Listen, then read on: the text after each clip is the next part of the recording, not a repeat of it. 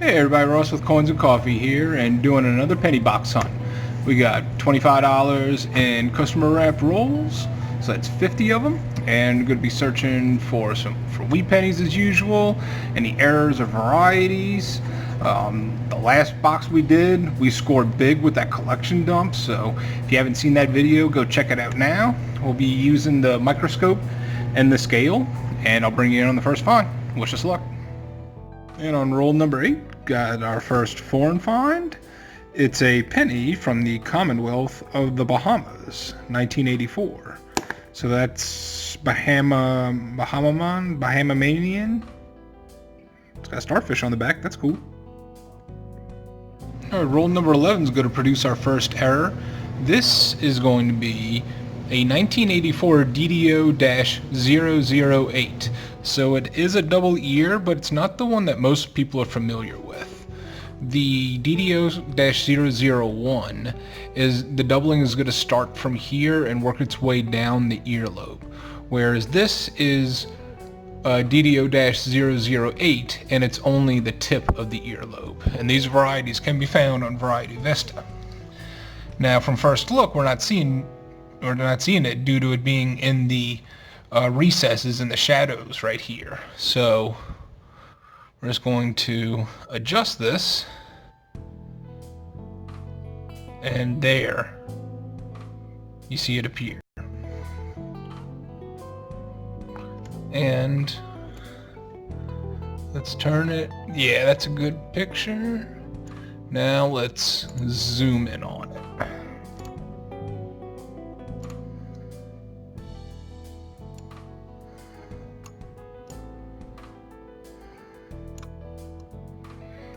And you can see this is where the ear stops and the second earlobe begins.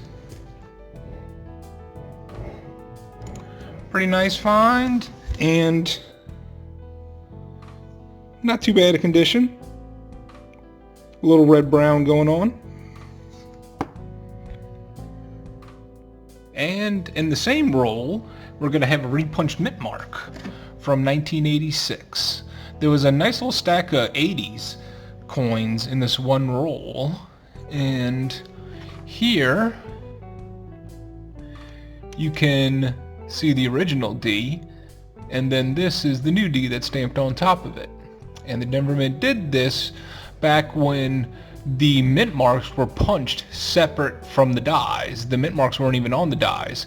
After the planchet was punched with the dies, they would go back and punch in the mint marks, and sometimes they would have either a misstrike, or if it was wrong, they tried to braze it down and then put a new one on it. But this one, you can see the old one exposed, and so this would be RPM-001 for the 1986. And back-to-back rolls number 12 gets us a first wheat penny.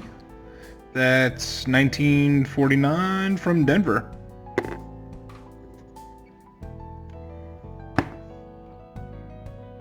Roll 18, and we're going to get wheat penny number 2. And this one is 1939.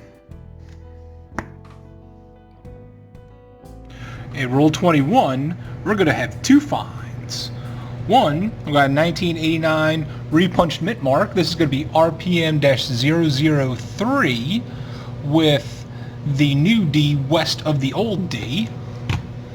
Let's blow this image up for you.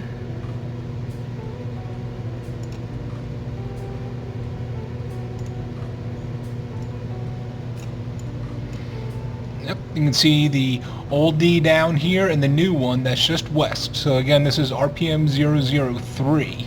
And then the other find of the roll is Canadian bird scent.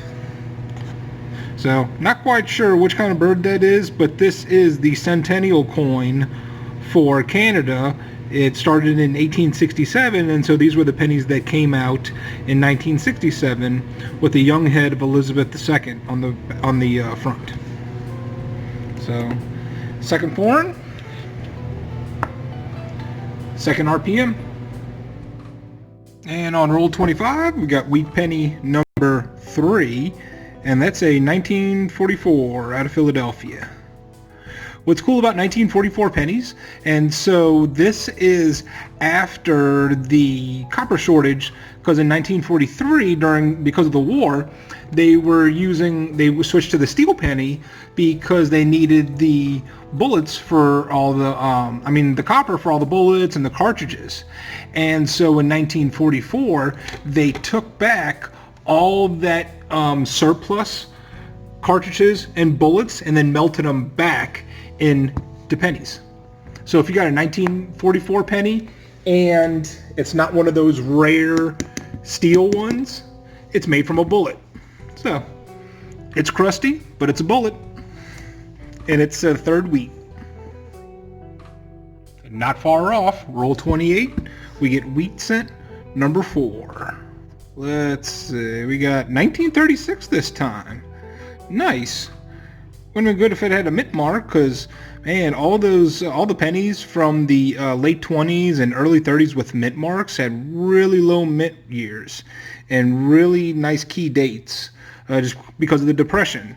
And so during that time, the Philadelphia Mint was churning out most of the circulation of pennies.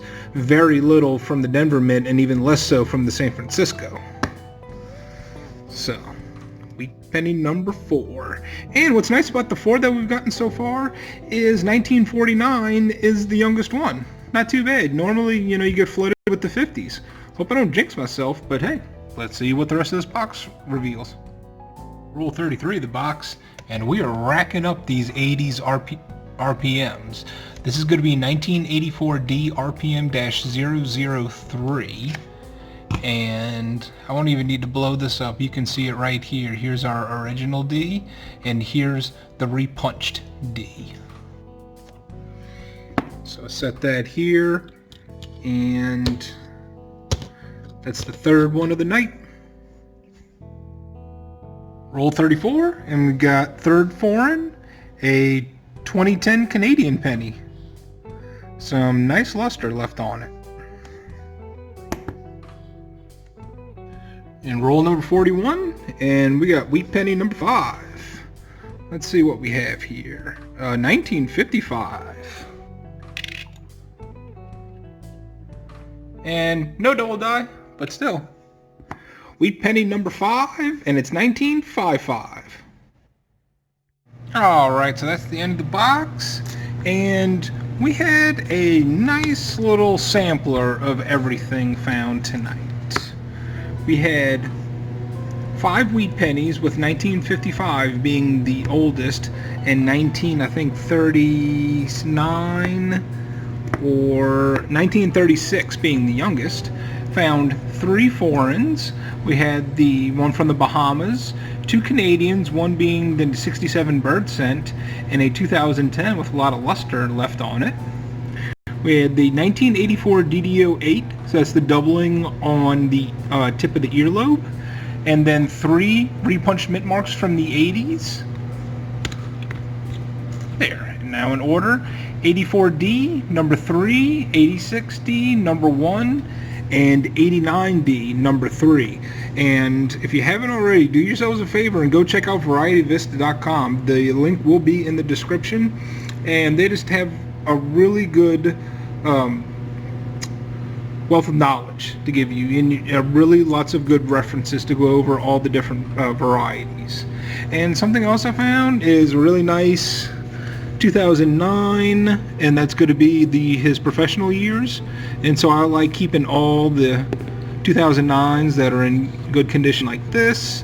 And as a novelty, I like collecting coins that you can't even see what they are anymore. So this one is road rashed to death, and I'll show you some of the other ones I have.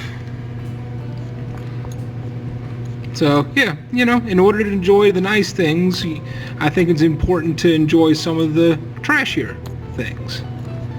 But anyway, that's it for this box. I'm going to get it wrapped up, and supposedly tomorrow I'll be able to get a box of machine wrapped rolls. So finally breaking the mold on all these custom wrapped. And also these are all the copper that I found. So, you know, really nice. This was nice for me. I enjoyed it. I hope y'all did too. It's not always about just finding as many wheat cents as possible. It's a nice little mix of everything found. Alright everybody, thanks again for watching, and I'll see y'all next time.